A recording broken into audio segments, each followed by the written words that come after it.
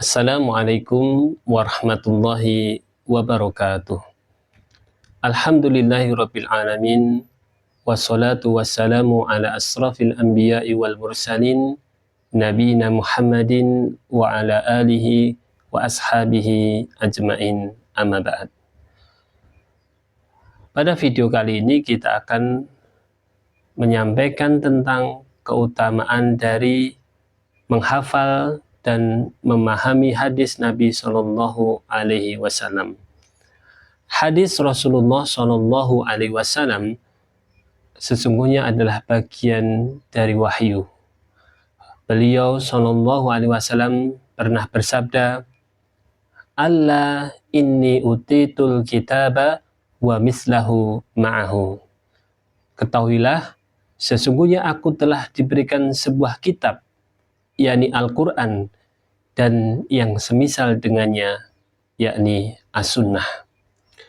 Allah Subhanahu wa Ta'ala berfirman di dalam surah An-Najm ayat ketiga hingga ayat keempat, "Wa ma yantiqu 'anil hawa in huwa illa wahyu yuha." Yang artinya, dan tiadalah yang diucapkannya itu menurut kemauan hawa nafsunya, sesungguhnya ucapan itu tiada lain hanyalah wahyu yang diwahyukan kepadanya. Jadi apa yang dikatakan oleh Rasulullah Shallallahu Alaihi Wasallam, baik itu Al-Quran ataupun Sunnah, maka semuanya adalah wahyu dari Allah Subhanahu wa Ta'ala. Dan ulama ketika menafsirkan firman Allah Subhanahu wa Ta'ala di dalam surah Al-Hijr ayat ke-9, "Inna nahnu nazzalna dzikra wa inna lahu lahafidun," yang artinya sesungguhnya kamilah yang menurunkan Al-Quran dan sesungguhnya kami benar-benar memeliharanya. Kata para ulama, yang dimaksudkan dengan az-zikr di dalam ayat ini maknanya adalah Al-Quran. Maka sebagaimana kita mempelajari ayat-ayat Allah Subhanahu wa Ta'ala, maka kita pun juga harus mempelajari sunnah Nabi Shallallahu Alaihi Wasallam.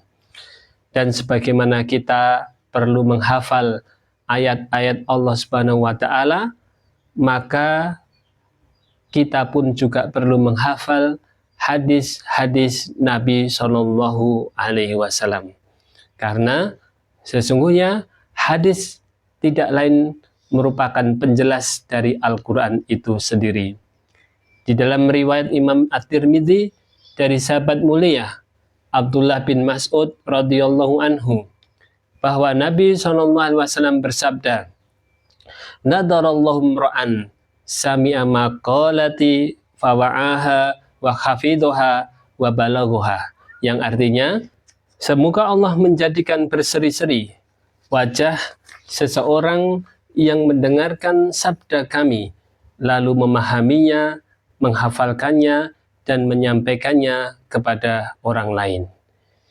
Dari Zaid bin Sabit radhiyallahu anhu, ia berkata, "Aku pernah mendengar Rasulullah Shallallahu Alaihi Wasallam bersabda, Nadarallahu imra'an sami'a minna wa hafidhahu wa fil lafdin wa fawa'aha wa hafidhaha hatta yuballighahu farubba hamili fikhin ila man huwa afqahu minhu wa rubba hamili fikhin laisa bifaqihin."